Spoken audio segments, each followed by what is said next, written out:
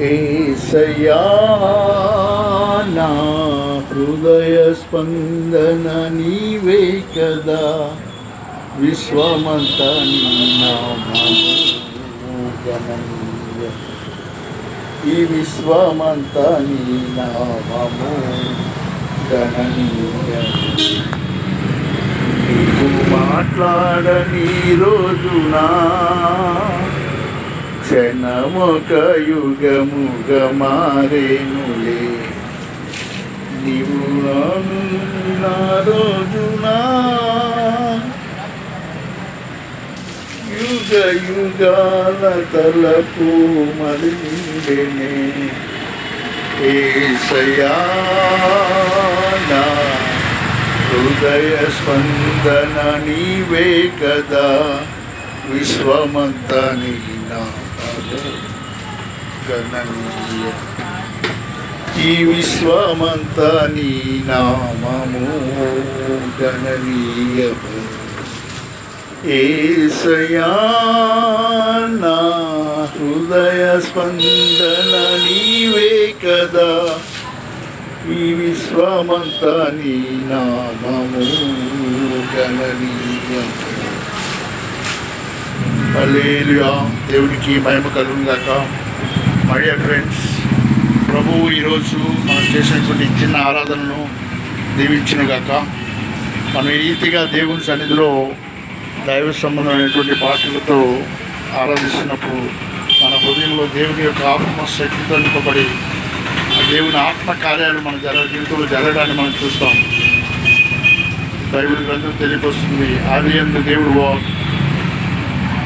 ఆది యందు వాక్యం ఉండెను, వాక్యము దేవుని ఎదురుపెను, ఆ వాక్యమే కృపా సత్య సంపూర్ణంగా మన మధ్యకి వచ్చాను తెలియపరిచింది.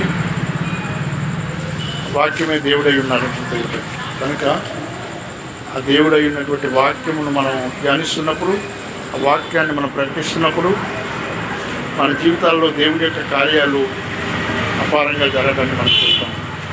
ఓ రికా శ్రీ మలందారా బాబా బాబా, దేవునికి మహిమకరంగా దేవుని యొక్క ఆత్మ వర్షము, ఆత్మ చల్లు మన మధ్య ఇప్పుడు జరుగుతున్నది.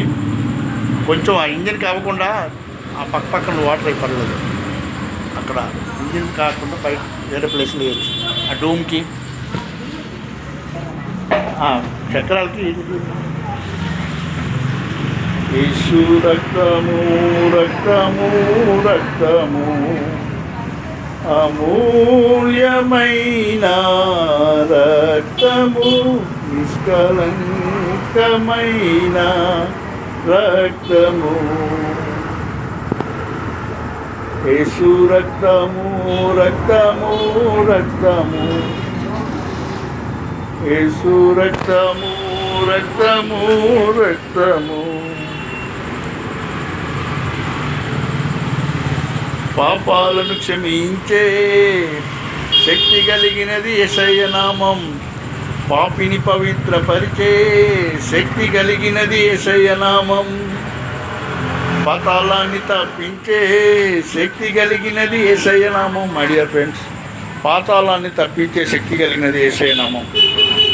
పాతాళం అనేది ఒకటి ఉందని తెలియక పాపం అనేక మంది ఆ పాతాళం పోరలు విప్పి ఎంతో ఆశతో వేచి ఉన్నది, మనుషుల యొక్క ఆత్మలు దానిలో పడతాయని చెప్పి బైబిల్ గ్రంథం యెషయా గ్రంథం 2:14 మనం చూస్తాం.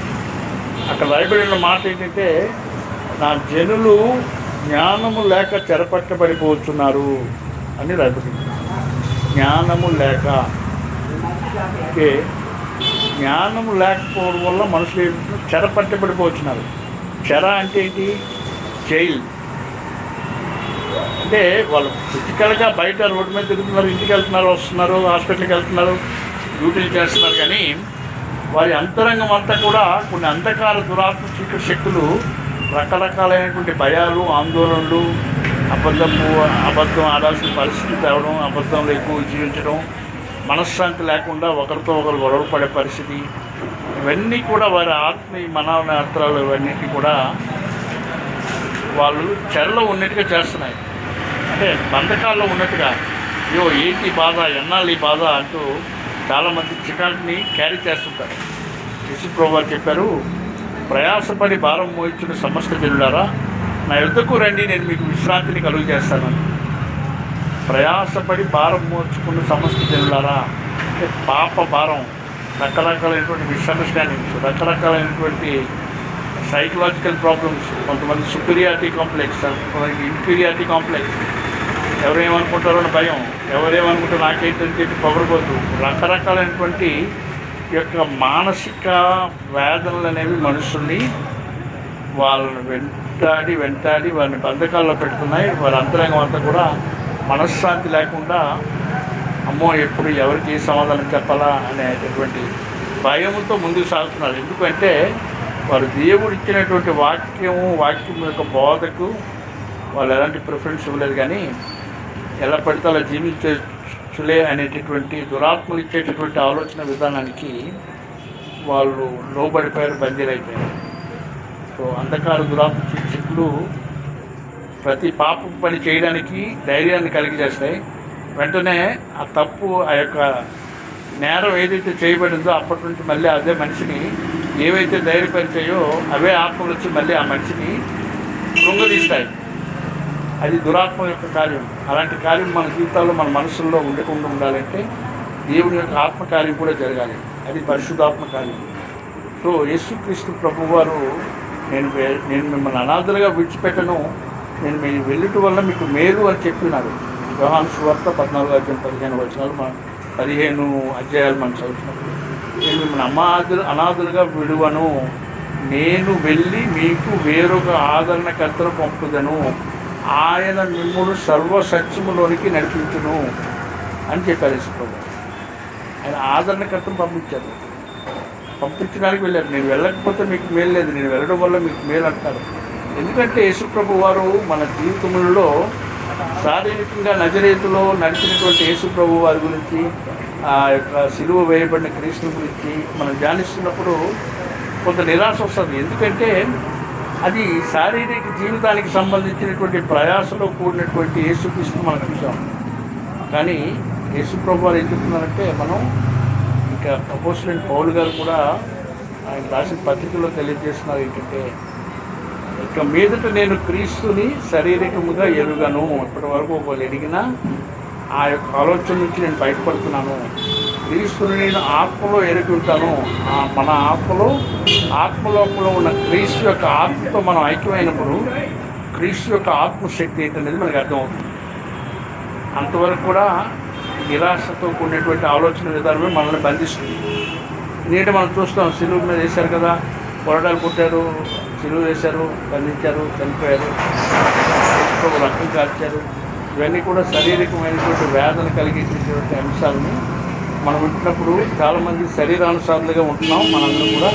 ఎందుకంటే శారీరక జీవితాన్ని మనం జీవిస్తున్నాం కాబట్టి ఆ శరీరానుసారమైన మనసుతో ఆలోచించే ప్రతి ఆలోచన మనం నిరాశపరుస్తుంది. ప్రేమైనటువంటి సోదరులారా, దేవుడు జోసెఫ్ రాజ్ కుమార్ని మీ ఎదురుకు పంపించి ఈరోజు ఈ మాటలు తెలియజేస్తున్నారు. మీరు అలా నిరాశలో ఉండిపోవడం అనేది దేవుని చిత్తం కాదు.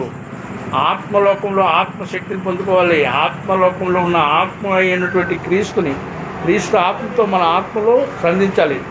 యోహాను సువార్త మనం 5:4 అధ్యాయం 24 5వ అధ్యాయం మనం చదువుతున్నప్పుడు, మీరు దేవుణ్ణి ఆరాధించే విధానం వేరు, మేము ఆరాధించే విధానం వేరమ్మా అని చెప్పి యేసుప్రభు వారు అక్కడ సమరస్త్రీతో అంటారు.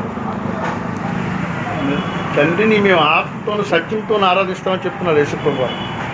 ఆత్మతోనూ సత్యంతోనూ దేవుణ్ణి ఆరాధించినప్పుడు మాత్రమే మనకి దేవుని యొక్క శక్తి ఏంటి, దేవుని యొక్క కార్యాలు ఏంటి అర్థమవుతాయి.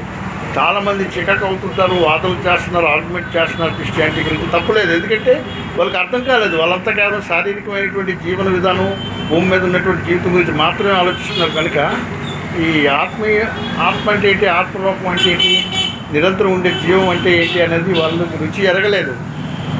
వాళ్ళకి అది తెలియలేదు. వాళ్ళంటే తలంపు ఆలోచనలు కానీ ఎప్పుడు వెళ్ళలేదు. వాళ్ళు ఎవరైనా బాగు చేస్తున్నది వాళ్ళకి అర్థం కావట్లేదు. ఎందుకంటే వాళ్ళు కేవలం శారీరకమైనటువంటి ఈ జీవన విధానాన్ని టాలీ చేస్తూ దాన్ని కంపేర్ చేస్తున్నారు. కనుక అక్కడ లాజిక్ సెట్ అవ్వక ఒకరికొకరికి ఆర్గ్యుమెంట్స్ వస్తున్నాయి. ఆ ఆర్గ్యుమెంట్స్ ఎప్పటికీ తేలట్లేదు. ఎందుకంటే చాలామంది ఇక్కడ మనలో వాళ్ళు కూడా క్రీస్తుని వెంబడించేవారుగా ఉంటున్నారు. కానీ ఈ లోక సంబంధమైనటువంటి శారీరకమైనటువంటి భౌతిక ప్రపంచంలో ఉన్నటువంటి లాజిక్స్తో ఆర్గ్యుమెంట్ చేస్తున్నారు.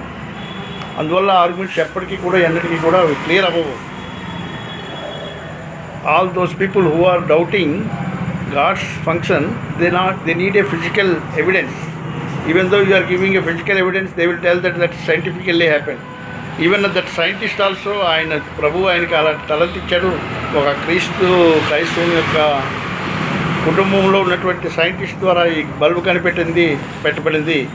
దేవుడు ఈ భూమిని దీవిస్తున్నాడు క్రైస్తవుల ద్వారా అని చెప్పిన శారీరకంగా ఉన్న జీవనంలో ఉన్నటువంటి కొన్ని అంధకార శక్తులు వారి శరీరాల్లో మనసులలో పనిచేస్తే కనుక గర్వము, అహంకారము, నాది ఇలాంటి ఫీలింగ్స్ అనేవి అవి ఒప్పుకునేటట్టుగా చేయవు.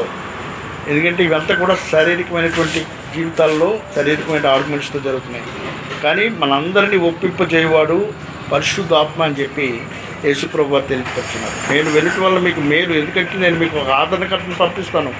ఆయన సర్వసత్యంలోనికి మిమ్మల్ని నడిపిస్తారు. ఆయన మీకు సమస్తములోకి వీటన్నిటి విషయాల గురించి ఒప్పింపజేస్తాడు.